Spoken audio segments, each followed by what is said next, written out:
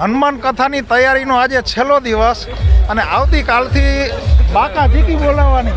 હો આવી જ જાજો બધાય. તમને ડેકોરેશન એ બધું બતાવ્યું તો ફટાફટ.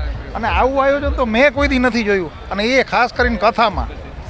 જો તમે પેલા અમારા જો આ કાર્યકરો થોડા ઘણા છે ને એ જોઈ લો.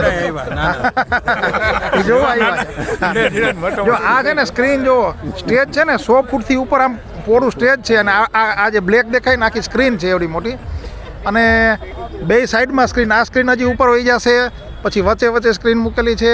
અને તમે જો આખી લાઇટિંગની સિસ્ટમ જુઓ, આખી બેઠક વ્યવસ્થા જુઓ, લાઇટિંગ જુઓ.